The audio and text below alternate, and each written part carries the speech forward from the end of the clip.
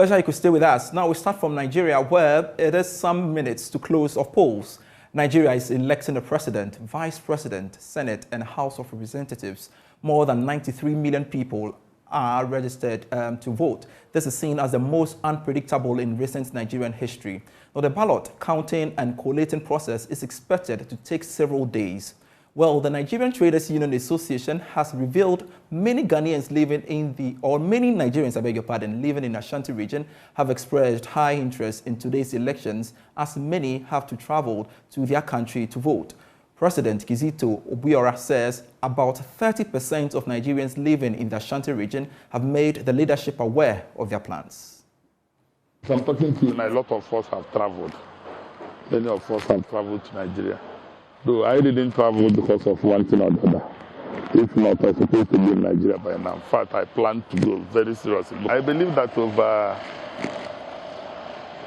30, 40 to 50% of Nigerians here in Ghana have their permanent voters card. And I know that, I'm very sure that at least 20 or 30% have traveled. Oh, it's not going to affect us in any way because this is something everybody knows. I know that Nigerian border have closed since yesterday night till after the election. As a business, we're supposed to plan your business. This is not an emergency. It's not just like last time President just all of a sudden closed the border. That one is a different thing. But this one, everybody knows that the border must close so and so date. We all know what we are suffering in Nigeria now. Nigeria is not easy. We all know that. For past 8 years, even the government himself agreed that the economy is, Nigeria is in a very serious problem. The leading party in Nigeria, APC, also agreed, even their presidential candidate, almost all his campaign, whenever he visits, he is telling the whole Nigerian, the whole world, that this government has failed, that is coming to correct it. I don't know how it's going to correct it. Being a leader of the party for 8 good years. All right, so let's stay along on this. And joining us via Zoom to speak to us is the head of research at SBM Intelligence, a chemist, Effiong, for more on what is happening in Nigeria. Grateful you could join me, a chemist. Now, what are the main issues that will determine that whoever wins this year's election? Thanks very much for having me on your program. So according to Nigeria, the economy is the #1 concern, right, that they have right now, closely followed by insecurity. We've done extensive polling within this election cycle that's clearly shown that those are the two dominant issues, right, which are animating the minds of Nigerians. In your original packet, interviewing the Nigerian and Ashanti region, you really just in that 2 or so minutes frame just underscored what 93 million plus Nigerians are seeking to or are hinging their decisions on. From preliminary assessments now, turn out to be pretty healthy right across the country, but that's a situation where about 60% of polling units that are 185 or so researchers have been monitoring scattered across Nigeria's 36 states as well as the federal capital. About 6 in 10 polling units open late today. There have been multiple reports of there have been violent incidents which have occurred right across the country. We also have a situation where polling unit and polling materials, ballot boxes, ballot papers haven't arrived earlier, some polling units, or incomplete ballot materials, right, have been reported in some polling units. So there clearly been some logistical challenges with respect to conducting one's African democratic exercise.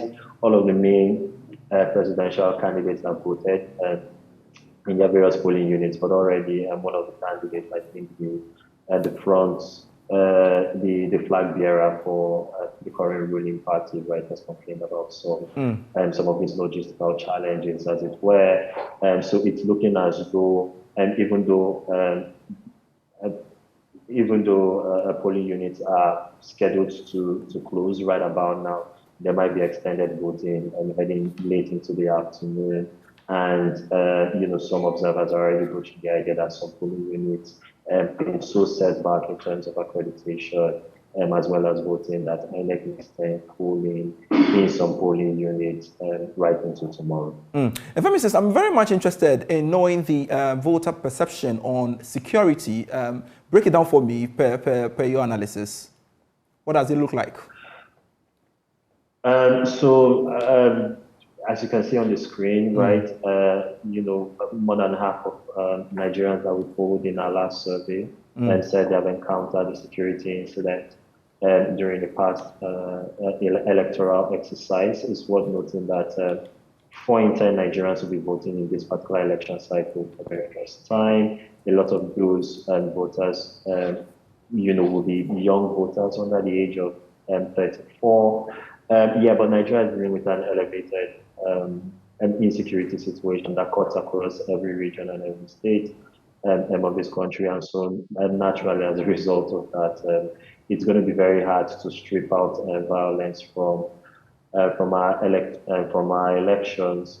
And this has been a very competitive cycle. We haven't seen either a 3-man or a 3.5-man horse race, as some analysts here have staffed this current cycle, pretty much since independence, as it were, and all of the presidential candidates are from Nigeria's 3 main ethnic groups. So there's an element of religion and ethnicity and feeding into voter perception. We have tested this, and almost 4 in 10 Nigerians say that religion and ethnicity will play a prime factor in their choice of candidates in these particular elections. And so all of that means that the necessary preconditions for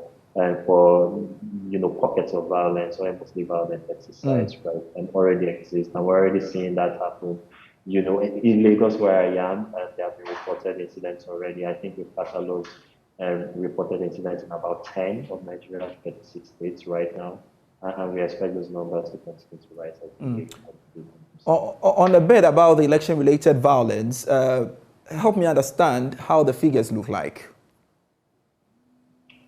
With respect to election-related violence, so what we've seen is that there's been a clustering of election and politically motivated violence in the lead up to the elections so right across last year and through January and into the early stages of February, and that has largely been in the south and especially right in the south in the southeast geopolitical zone, which is the heartland of the presidential candidate of the Labour Party, right, Peter Obi.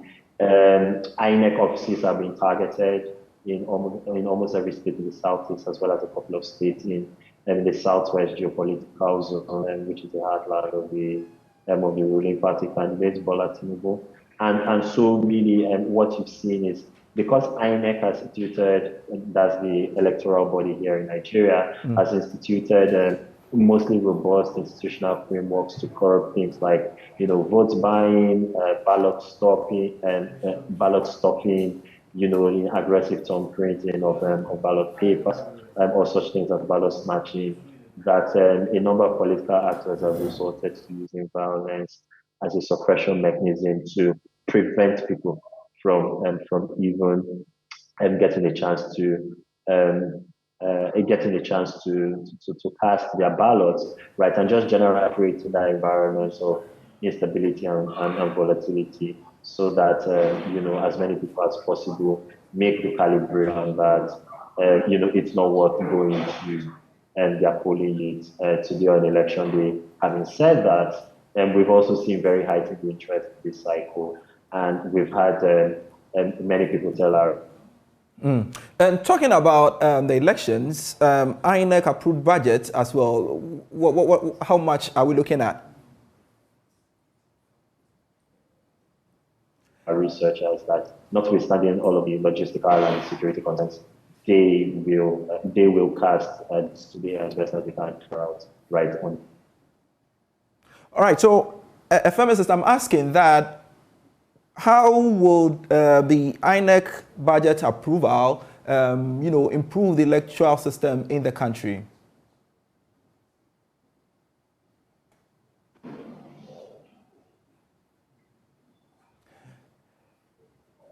can you hear me? Yes, I can hear you. Can you hear me? I'm asking that the INEC budget approval, how would that improve the electoral system in the country as we speak? Hello, can you hear me? I can hear you loud and clear, Kemifis. I'm asking that how would the budgetary approval for the elections, improve the system by way of, the general elections in the country?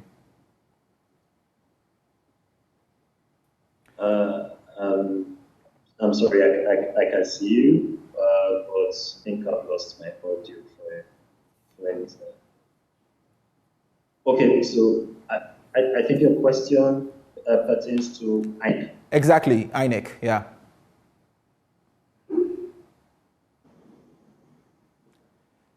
Hello? Ikemesis, can you hear me? I can hear you now. All right, yes. So I am asking you that how would the INEC's approval, budget approval for this election, improve the electoral system? INEC has seen a bump in its budget because this is an election year, and that's typically the trend, right, that we've observed. So you see that big spike in 2019, right, when the presidential as well as governorship elections for about 29 Nigerian states occurred. INEC has tried to deploy this extra manpower to retain ad hoc field staffs, especially serving university graduates, polling unit officers, also hiring a lot more monitors, as it were, and also investing more in digital technology, especially in the deployment of accreditation machines and devices, so that people are able to be biometrically authenticated to vote right across the country. What we're sort of seeing on the ground right now is there have been multiple reported incidents of the technology not working as designed in a number of polling units across multiple states in the country. And there are also concerns that polling officers aren't sufficient for the above average turnout that you're beginning to see right in polling units, especially in some of the big voting states. You see, you're thinking Lagos, Kano, Abuja, the federal capital, as well as Rivers State and a few other states. You also have a situation where there is, that security concern for, INEC officials, right themselves. We've also received some reports of INEC officials being targeted, right, in a number of states. So, all of this money is supposed to ensure that, the appropriate technology and supporting infrastructure and the security, not just of lives, but also of polling and ballot materials, right, is assured come election day. And, we've got governorship elections coming up in about 2 or so weeks, and a clear winner isn't apparent maybe by tomorrow or Monday for this contest. There's also the possibility of a second round, which was occurred, I think, before the 3rd week of March, as it were. So all of this extra budgetary spend is supposed to account for that. The real concern is whether, one, it would be enough for INEC to potentially conduct 3 national election exercises over the space of a month, and 2, whether those resources will be appropriately deployed in a way where voters feel like they've had a seamless voting experience. Now, I want to find this from you. What are some of the key issues that will, inform voters to choose whoever they want to elect as their president? All right. So, as I earlier mentioned, the economy is at top of mind for many voters, and insecurity and the fact that it affects everyone everywhere, right from, kidnapping and rings in the Northwest and in pockets of the Southeast and the South militancy in the Niger Delta region. You saw the jihadist insurgency in the Northeast and also pockets of central Nigeria as well. Nigeria is dealing with above average inflation. GDP numbers came out 2 days ago. Economic growth slowed in 2022, and there's an energy crisis and a currency cash crisis, which the country is currently dealing with. So, and those 2 issues have been in front of front and center on the minds of voters. And I also talked about ethnicity and religion being a prime factor, considering the tightness of this particular election cycle, and also the fact that we don't have an incumbent on this ballot. We've seen record registrations right across the country, and just the fact that there are so many moving parts, that there's no clear sense and no clear path about who's the clear front runner, means that everyone is really looking and participating in this particular electoral contest with sort of bated breath as to what the potential outcome might be. So those are just some of those key priorities that are, at the back as well as the front of the minds of Nigerians. Very well. Thank you very much. Mrs. Ifeanyi is speaking to us, the report, giving us some, insight as to what will inform voters in their election of whoever, electing whoever they want to become their president. We've got eyes on that country, and we'll keep you updated as and when development unfolds. But let's stay a while longer on Nigerian elections, because some youth of Agege in Nigeria choose to play football on election day. They have been talking about what they want the new government that takes over power to focus on. So those were some citizens of Agege in Nigeria sharing their perspective on elections in Nigeria with our partner station, Channel Television. Let's come back to Ghana now and stay on elections. And this time here in Ghana, NPP flag bearer hopeful Alan Tremantin says Ghana has to focus more on oil palm rather than cocoa and gold, which do not generate enough revenue for the country. Speaking on GBC Radio during his tour of the Upper East region, he said Ghana has not made more than $2 billion annually from cocoa and not more than $6 billion from gold. He says oil palm can generate not less than $10 billion worth of revenue annually if Ghana had taken it seriously. There is more in this report. Some members of the unique Zongo Ladies for Alan 2024 and some NPP supporters welcome the NPP flag bearer hopeful Alan Tremantin to the Upper East region.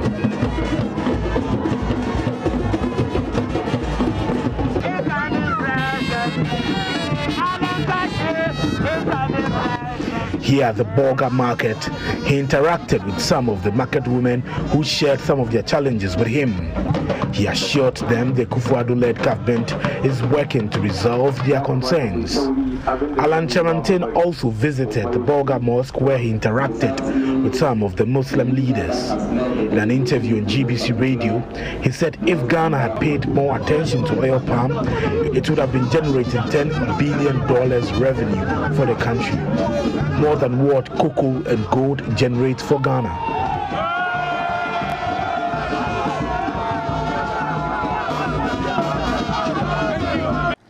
We cannot depend only on one commodity, cocoa, for over 100 years as our main source of revenue.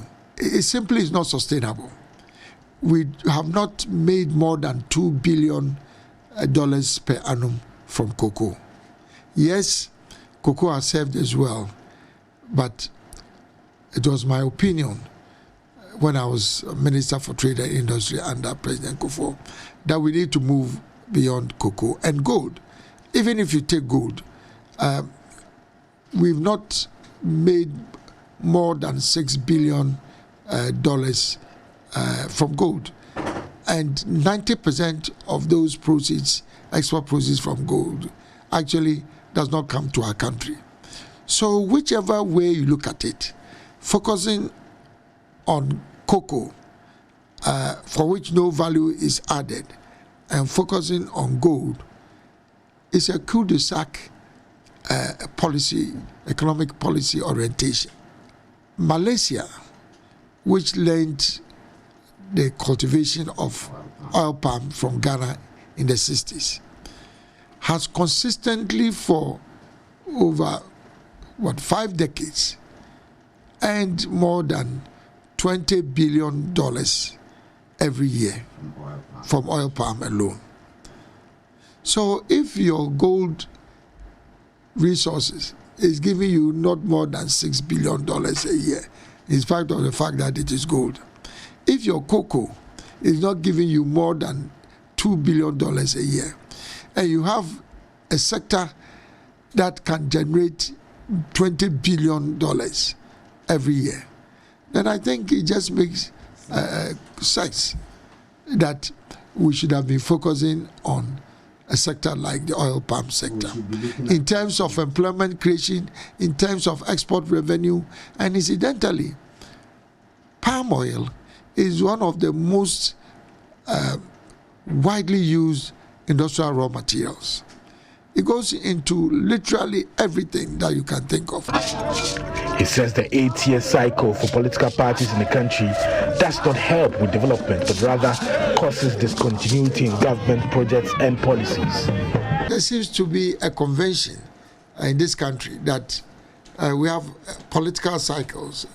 Every government serves 2 terms, and then we kiss them goodbye. And then you have another party assuming the reins of power. Right.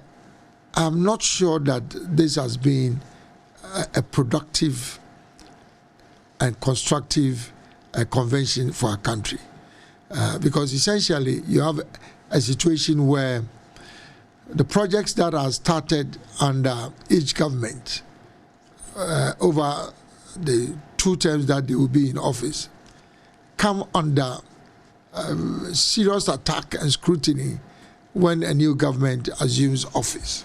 And almost invariably, these projects are discontinued. Now, it is my view that this time we need to make history in our country.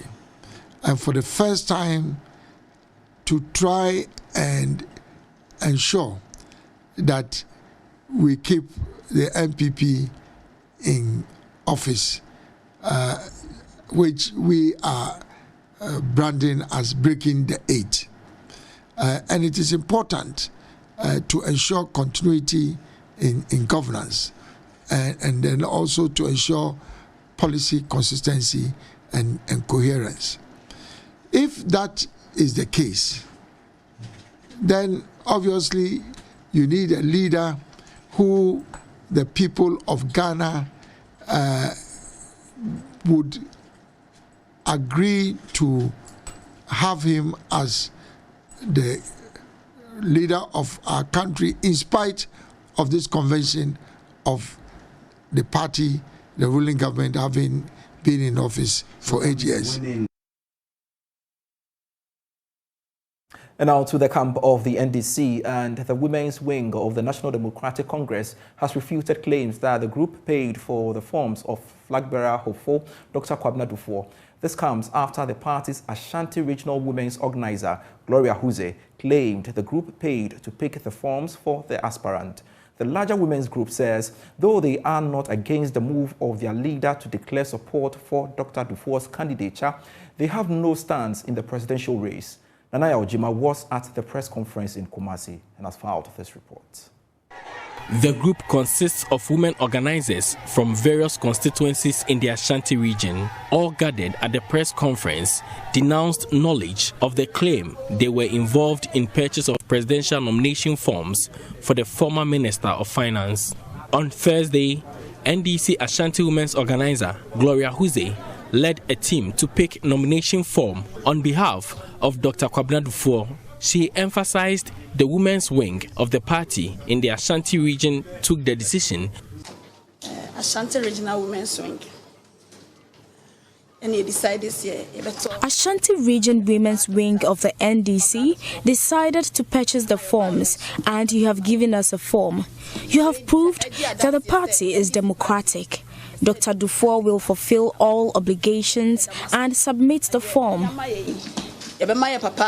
Dr. Kwabena Dufour Saka na obeye bibia so pepepe yes ade aba abetumanim. We know victory is assured. We have a huge battle ahead of us in 2024, and we need courageous people to fight for us. And that is the reason we as women have involved ourselves.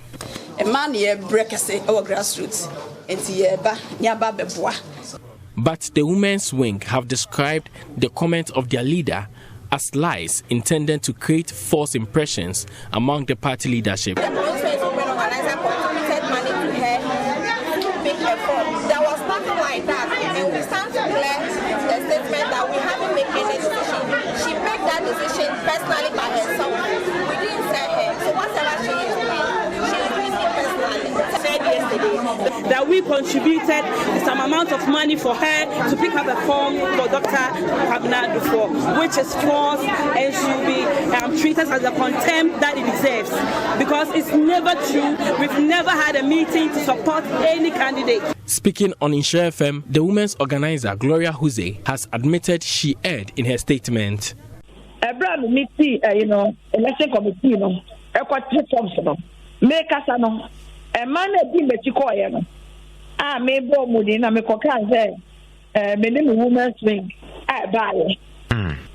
When I met the election committee for the forms, instead of being specific about the women who followed me, I said the women's wing, and I was wrong. The constituency and regional organizers were not involved, but rather the branch women organizers who have declared support for Dr. Dufo and have contributed money for the nomination forms. Also, women organizers, the original deputy women organizers. And now, not women's wing. There be. And now, an NDC youth group, Youth for Jasso 2024, is urging members of the party in the Wa East constituency to vote to retain the incumbent member of parliament for Wa East constituency. Dr. Godfred Seidu Jasso has the party's candidature for the 2024 general election. Convener of the group, Adams Saibu, noted that the 2-year stint of the legislature has changed and bettered the lives of the people. Joy News Upper West regional correspondent Rafiq Salam reports from Manwe. The membership of the youth group, Youth for Jasso 2024, drawn from all wards and branches of the National Democratic Congress, NDC, in the Wise constituency, first engaged in a cleanup exercise in the Manwe community amid background music. They later converged at the Manwe Traditional Council, where they were addressed by the leadership of the group. Speaker after speaker touted the achievements of the incumbent member of parliament, Dr. Godfred Seidu Jasso, ranging from education, health, roads, and social engagement, and why the need to vote to retain him as the party's parliamentary candidate for the 2024 general election. I know one guy from the Rogo Enclave. This guy finished his secondary education somewhere 2015. Because he has lacked to get 1 or 2 of his papers, this guy sat in the house for almost 5-6 years. The MP came, we went around that enclave. The MP saw the guy there. The guy explained his situation to the MP. The MP brought the guy to Wa. He hired accommodation to the guy. The guy went and bettered his papers. Now the guy is at training college. We've learned a lot of women how to produce liquid soap on their own. We've gone through almost all the communities in Wise District to take them through how to do liquid soap on their own. And besides, he also helped most women, especially those that are single parents, to farm for them and during the farming season. He's been able to renovate a very deplorable clinic that was not in function at Motugu. Currently is functional. When you go to the 4C zone, we are putting all effort, or he's putting all effort to make sure that any community without health facility, they have facility. Example is the Jumo, that he's trying to do all that. Launching the Dr. Jasso Roadshow project, convener of the group, Adamu Shaibu, enumerated some of the good works of the Wise legislature before handing over a cash amount to the representative of the MP to enable the latter pay for the nomination form and part of the filing fees. And in showing our support for the good works of our MP, have opted to pay for the nomination fee of 5,000 Ghana cedis for Dr. Godfred Seidu Jasso, and also pay an amount of 25,000 Ghana cedis to support the filing fee for him to contest in the upcoming NDC primaries, scheduled for the 13th of May 2023. We are optimistic that the delegates of the NDC will renew his mandate by granting him victory, inshallah, to retain the seat for the NDC and to continue developing the constituency. Conveners of the Dr. Jesau Road project says they will replicate the launch of the Road Show project in other communities in the Wise constituency. Reporting for Joy News, Rafik Salam, Manwe.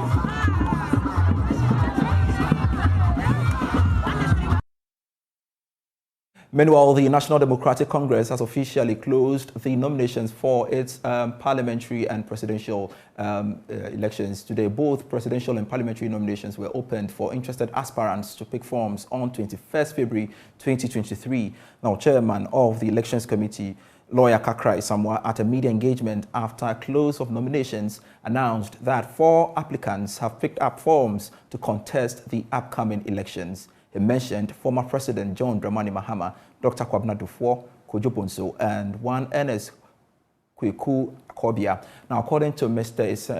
Isamwa, applicants are expected to receive endorsements from all 275 constituencies before filing between 20th to 22nd of March. He, however, indicated that nominations for the parliamentary elections are still ongoing and expected to close by midnight Friday. Meanwhile, the freeze on 27 constituencies across the country is still active until further notice. Let's see whether we can speak to one of the electoral officers of the NDC. As and when we do get him, we shall bring him on and to speak to us or update us on the latest in relation to that. Let's get on Zoom now and speak to a member of the NDC's Elections Committee, Madi Jabril, who now joins us. Good afternoon, Hello, good afternoon, Jabril. If you can hear me, what is the latest on the elections by way of the nomination or closure of the nomination forms? On the nomination, we can say by now we have completed the process of the picking of the nomination, both presidential and parliamentary. As at 12 midnight yesterday, the process of picking nomination has come to an end. So we can say that now we have completed the first stage of the process toward the 2013 May, 13th May primaries for the 2024 elections. Jibril, we do know that there is still a freeze on some 27 constituencies across the country. What is the latest on that as well? It's still freeze. You have still freezing those constituencies. For now, we are dealing with those that we have open nomination, both the presidential and parliamentary. As soon as those ones are ready to go online, we'll make the public know about them. All right. Jibril, thank you very much for your time here on Joy Newsroom. Let's move away from that and touch on the story. Residents of Olajiri can now heave a sigh of relief following the commission of a mechanized solar borehole for the community by World Vision. 2 persons from the community lost their lives through waterborne diseases as a result of unhygienic water. Now, school contact hours are being lost. Sometimes the pupils are unable to go to school due to lack of potable water. Joy News Upper West Regional Correspondent Rafik Salam reports about the excitement and joy in the community following the commissioning of the 260,000 Ghana cedis water facility for the Olajiri community. Olajiri is an outlandish farming community located in the West district of the Upper West region. It is one of 226 communities in the district with a population of little over 2,000 people. Residents at Olajiri has maze of challenges. Chief among them, according to the assemblyman of the Bulu electoral area, which also includes Olajiri, is lack of potable water. Cheto Moses says residents in the community struggle and compete on a daily basis with their animals in order to get access to potable water. On one occasion, it became fatal. they will not have any single borehole, and they have to go to the streams or valleys to compete with the animals. And that time we are having this disease called airframe. So anytime they go there, they drink the water, and they can get that particular disease. And out of that, 2 people die in that community. And some years ago, they were able to have only single one borehole.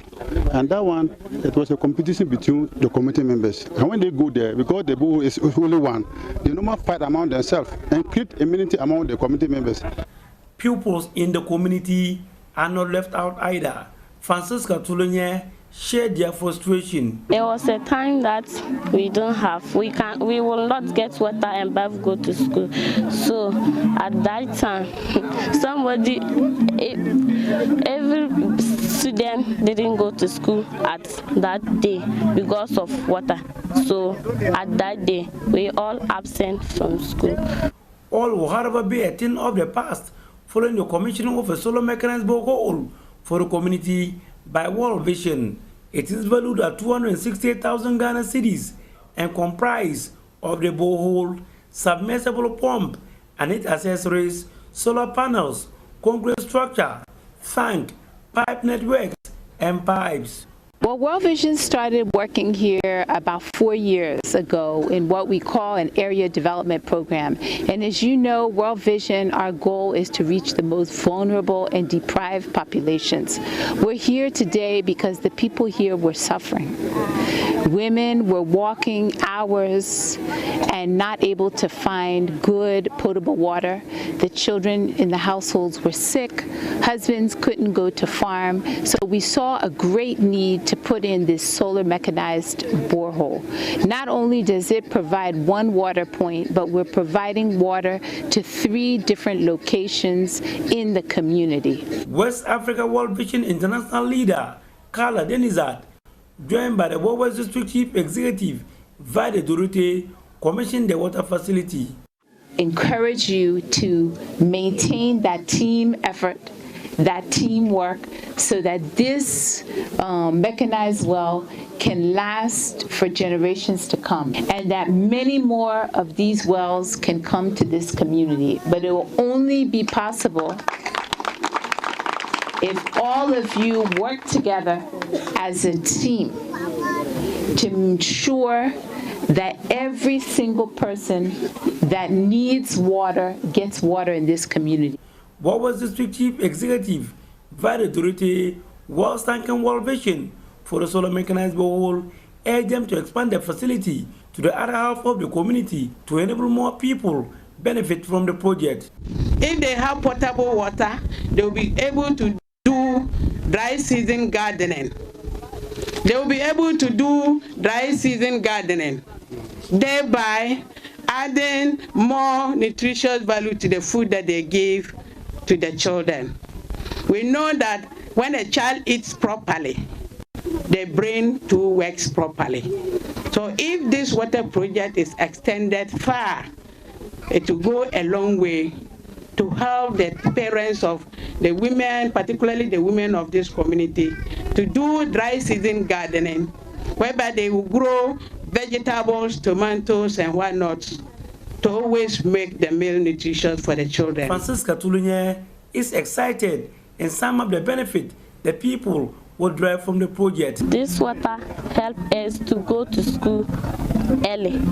It also helps our parents to cook good food for us to eat to prevent diseases. Reporting for Joy News, Rafik Salam, Olajiri.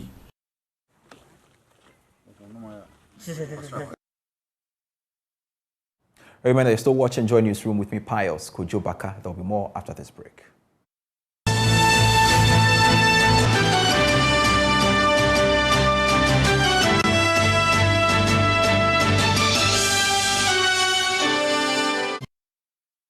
Welcome back. This is Joy Newsroom. As economists, finance experts, and government officials brainstorm on how to steer Ghana out of the adverse economic conditions, the British High Commissioner to Ghana has suggested ways that could augment the efforts being made. Harriet Thompson is urging Ghanaians to keep up a strong spirit of volunteerism as a major block for nation building. She said this at an event to honor a British septuagenarian who has been a tireless volunteer and fundraiser for about 50 years in Ghana.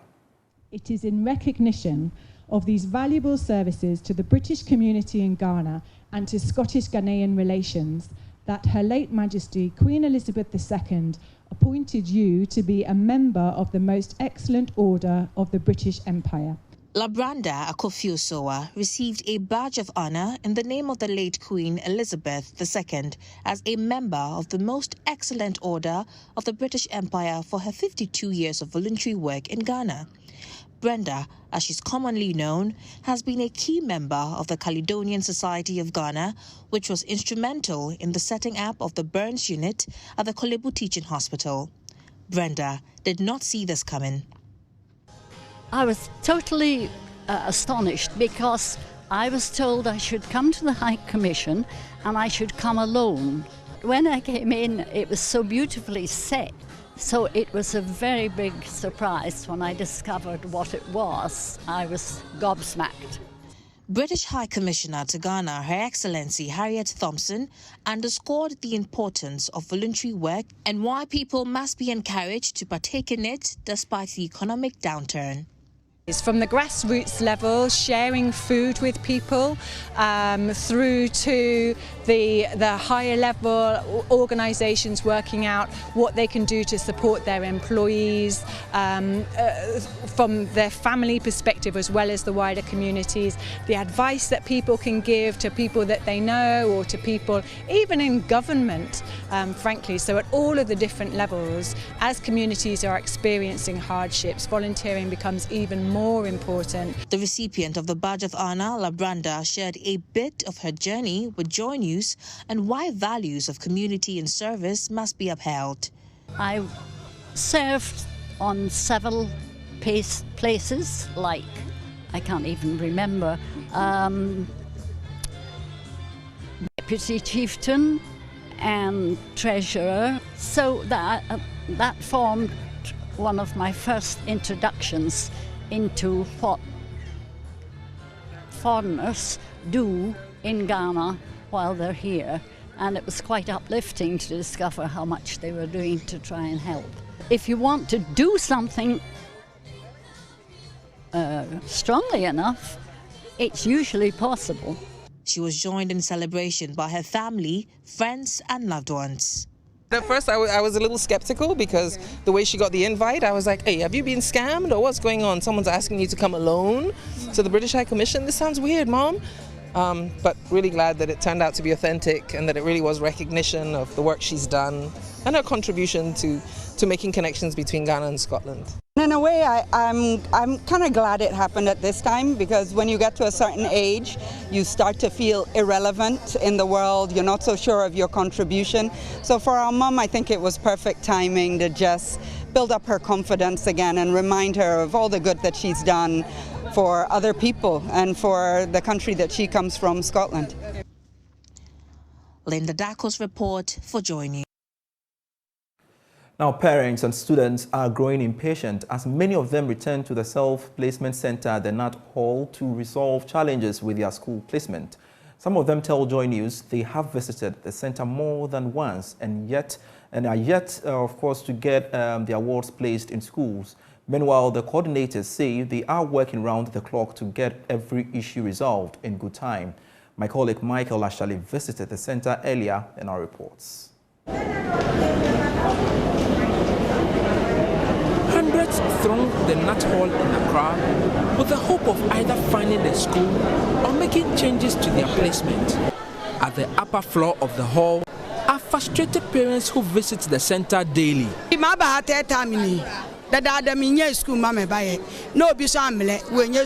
Equia is here for the fourth time, and once again, she's filling the forms on behalf of her ward, who was not placed in any school. Some students performed worse than my ward, but they were given schools. Why not my child?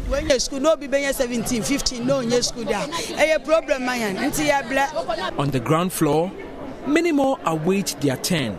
According to the Ghana Education Service, more than 150,000 students were not placed in any school, although they qualified. Beatrice is one of such students who was not placed in any school. She has been asked to select some schools for the Secretariat to consider. And I'm choosing C schools because they say those are the schools available now. Okay. But why do you have to come here in the first place? Why, you didn't get a school? Yes, please. Okay. So right now, what schools are you targeting? For now, I'm just getting Mount Sinai, Ada, Senior High School, and also Orally. Yeah. For some parents, frustration is beginning to set in. We are supposed to be a border student. If not, I have to spend about 300 cedis daily, that within weekly, for him to attend the school. And we're placed day as well in the same school. Now, we selected it on the Monday. We were asked to check it on the next 4 days. We did for twice, and still, the old school still appeared. But school is starting Monday. And up to now, I don't know what to do. My ward is crying every day. If you give him food, he don't want to eat. He's so frustrated that up to now his colleagues are going, and he's still in the house. So me to have to be frustrated coming here again to come and verify. So up to when is this thing going to be solved? Now, Tallow Oil Ghana is set to invest an amount of $5 million into Ghana's REDD+ strategy. This is to help fight carbon emission in the Bono and Bono East regions. This was revealed at the signing of a letter of intent with the Forestry Commission of Ghana, the implementing partner of the project as well. Now there's more for you. REDD+ is a framework created to guide activities in forestry sector and reduce emissions from deforestation, with the aim of helping the sustainable management of forest, the conservation and enhancement of forest carbon stocks in developing countries. To help Ghana's effort, Tallow Ghana, an independent oil and gas exploration as well as production group, has earmarked an amount of $5 million to help the Forestry Commission of Ghana to reach the net zero target by 2030. Speaking at an event to sign a letter of intent at the Forestry Commission, Director for People and Sustainability at Tallow Oil, Ms. Julia Rose, said the move is part of Tallow's ways of helping the host country.